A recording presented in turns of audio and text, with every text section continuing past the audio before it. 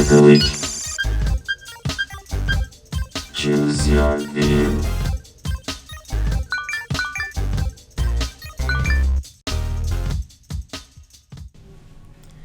Oi pessoal, aqui é o Gui do time de Business Analytics.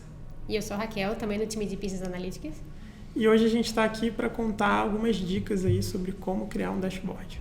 Como criar um dashboard e quais são as boas práticas e o que você precisa saber antes de criar um dashboard também. Então, primeiro é muito importante a gente entender em quais situações faz sentido criar um dashboard, né? Por que você vai fazer um dashboard?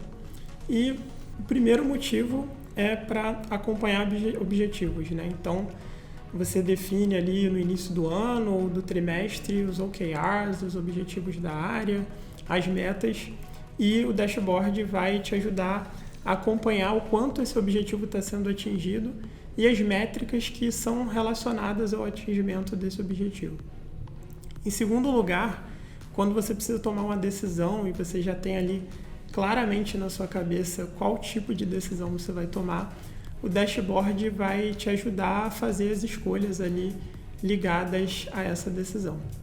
E por último, pelo nome assim de detectar anomalias, talvez não pareça tão comum, mas dashboards de acompanhamento de produtividade, de canais de distribuição, muitas vezes também são ligados à detecção de anomalias, né? Então você vai buscar alguém que está muito acima da média ou muito abaixo da média, muito fora de um padrão, para tentar entender ali o que está acontecendo, o que está causando esse comportamento muito positivo ou muito negativo, e para que você possa atuar em cima e replicar esse padrão positivo ou extinguir esse comportamento negativo nos dados.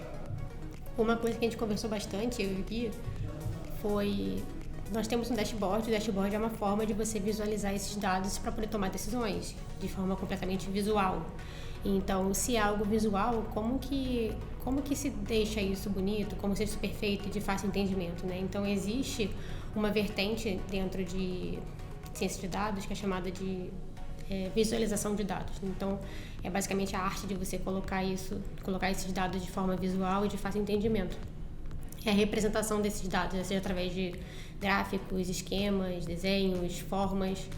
E por que isso é importante, né? Porque o ser humano, ele interpreta tudo ao redor dele, cria lógicas, cria padrões, até para o que não tem lógica. O cérebro humano, ele é programado para ver uma estrutura lógica e padrões mesmo onde não há. E aí, pensando nisso, a psicologia, ela estudou a mente humana a fundo e ela criou... Uma escola alemã criou o princípio da Gestalt, que são 8 leis da psicologia que podem ser aplicadas para diversos outros campos de estudo, como, por exemplo, o design e até mesmo a ciência de dados, através da visualização de dados. Então, eu trouxe aqui um breve estudo sobre qual foi a escola alemã que descobriu isso, quando que foi, mas eu não queria me aprofundar dessa forma. Eu queria contar para vocês como que nós podemos ver e como que nós podemos produzir essas visualizações a partir desses princípios. São 8 princípios, mas eu trouxe 5 principais que a gente pode aplicar para a DataVis. Então, o primeiro é o princípio da proximidade, como vocês podem ver aqui no gráfico do lado. A gente consegue identificar que blocos muito próximos, eles pertencem a um grupo, e ninguém precisa dizer isso para a gente visualmente percebe que, por eles estarem agrupados e muito próximos, nós conseguimos entender o que é Orlando, o que é Maceió, o que é Bangkok, por exemplo. Ninguém precisa descrever isso pra gente. Visualmente conseguimos ver porque eles estão próximos. Outra coisa que podemos perceber é a semelhança. A partir de forma, cor, sombra, outras características, esses mesmos elementos, esses dados, quando muito próximos um do outro, nós conseguimos automaticamente selecionar. Nosso cérebro seleciona e entende a que grupo eles pertencem. Outro princípio muito importante é o da continuidade. Por isso que é muito importante nós sempre ordenarmos nossos dados quando nós vamos visualizar eles, porque nós conseguimos perceber uma continuidade. Aqui percebe-se que um grupo é maior do que outro grupo, sem a gente precisar colocar uma escala de valor, só mesmo ver os blocos maiores e menores, eles irem mudando ao longo da linha. E o de fechamento, Aqui nós temos 2 elementos completamente diferentes do outro. Nós temos uma linha incompleta e mesmo ela não sendo um outro bloco igual ao anterior, só de olharmos a linha de forma incompleta e simples, nós conseguimos entender todo o contexto. E a conexão, que nós temos os dados apenas isolados e separados, sem conectarmos eles, sem trazermos uma história, eles não fazem qualquer sentido. Então, quando combinamos partes de elementos incompletas, encontramos um sentido mais simples. E isso é outro princípio que podemos aplicar também para a DataVis. Nós trouxemos aqui alguns grupos de gráficos, existem diversos grupos de gráficos, inclusive nós não sabemos todos, acho que é impossível a gente saber todos.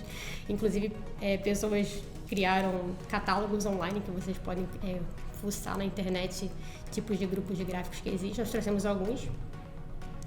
E aí, os 4 grandes grupos ali de gráficos são os gráficos de comparação, proporção, relacionamento e hierarquia.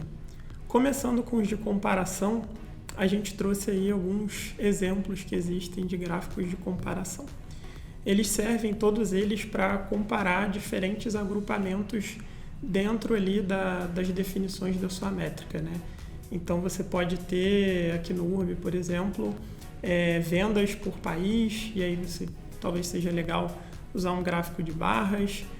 Você pode ter um agrupamento por datas até, e aí é interessante o gráfico de linha, porque ele mostra bem essa evolução temporal da métrica. E existem vários outros tipos, histograma, a gente separou aí 4 tipos que a gente usa mais aqui no URB, né? O gráfico de bolhas, que é interessante também porque a gente consegue adicionar outras dimensões a ele quando isso é importante, né? A cor da bolha, o tamanho da bolha e o eixo X e o Y, que em geral são definidos no centro de cada bolha. E até o gráfico com vários grupos de barra, que ele também adiciona uma dimensão a mais, né? O X, o Y e o grupo da barra ali, que é interessante quando você tem que acompanhar, por exemplo, 2 grupos diferentes ao longo do tempo. Então, ele vai te ajudar bastante nisso. E aí, o segundo grande grupo de gráfico que a gente tem são as proporções. Elas são bastante úteis quando você quer comparar cada elemento com os outros elementos em tamanho ali, importância, alguma coisa assim, e com o todo também. Então a gente separou aí uma lista de gráficos que existem de proporção. Talvez pesquisando na internet você vai encontrar outros, como a Raquel falou. E desses todos, talvez os únicos que a gente já usou aqui sejam um gráfico de bolha. Repara que a gente falou também dele nas comparações. Mas como ele é versátil, com essa questão de você poder adicionar várias dimensões, ele também é usado para proporção, principalmente pela questão do tamanho da bolha. E o gráfico de área proporcional, que aí ele é mais direto, ele mostra mais claramente ali um tamanho contra o outro, para você poder entender como cada elemento está se relacionando com o outro em termos de importância ali para aquela métrica. Outro grupamento que a gente trouxe aqui de interessante é o de relacionamento e o de hierarquia.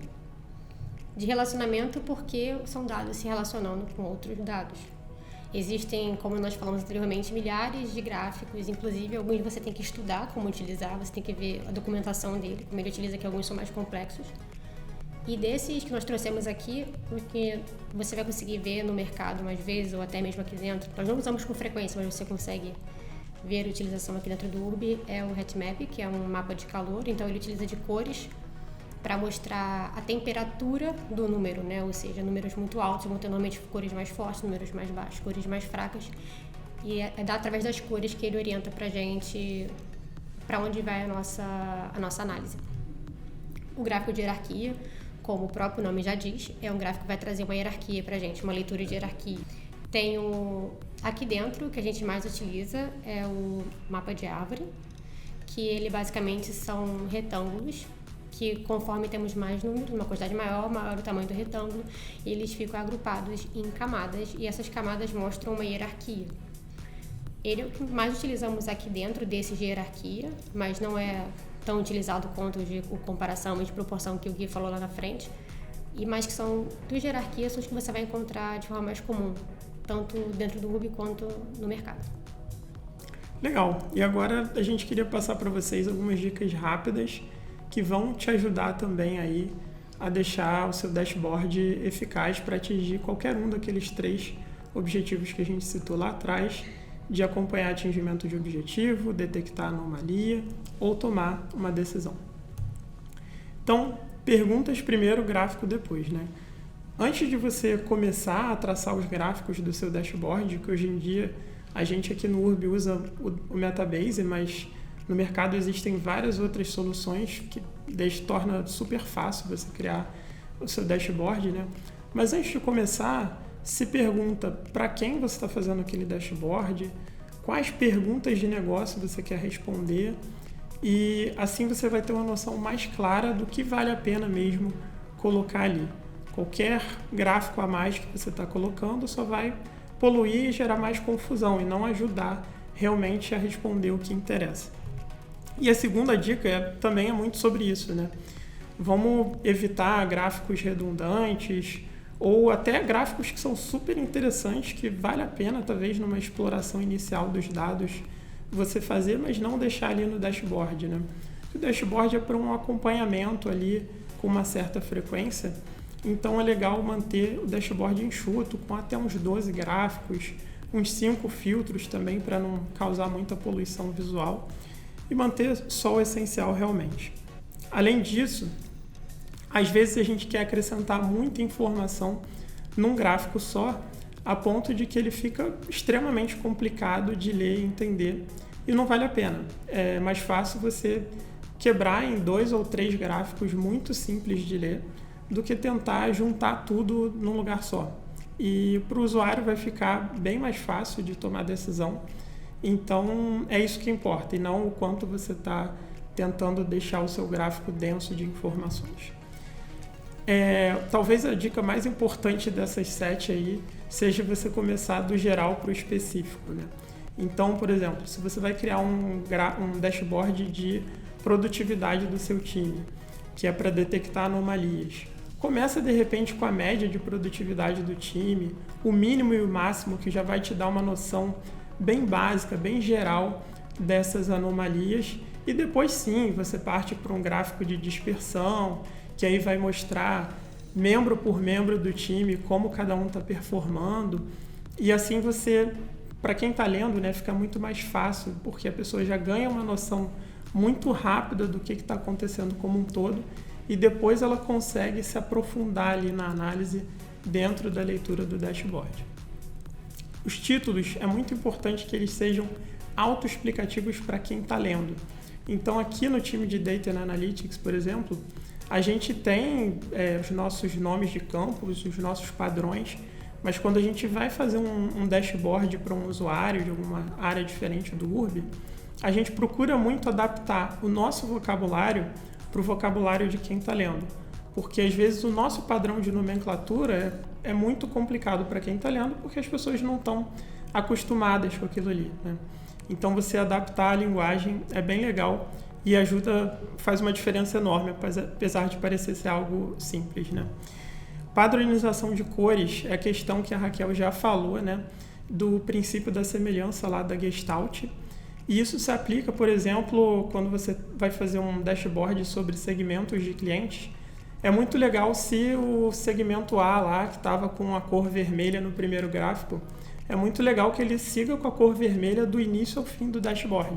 Assim, quem está lendo vai ter muita facilidade de lembrar que aquele ali vermelho é o segmento A.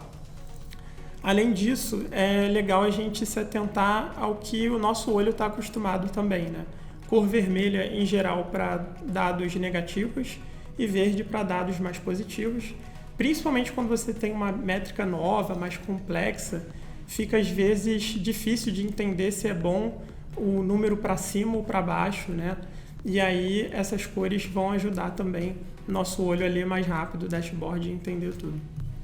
E por último, é muito importante ter cuidado com a forma como a gente está agrupando os dados. Quando você vai fazer um histograma, por exemplo, se você tiver as barras muito largas, você pode distorcer totalmente a visão de quem está lendo aquele gráfico ali e apontar as pessoas para o caminho errado na hora de tomar a decisão. Então é muito importante tomar cuidado com o recorte temporal que você está fazendo, o tamanho das barras, para garantir que o seu dashboard vai direcionar ali quem está lendo para o caminho que é da realidade, que faz mais sentido mesmo. É isso aí. Gente, muito obrigada. Espero que tenham gostado. Tanto a apresentação quanto o vídeo vão ser disponibilizados para vocês. E até a próxima.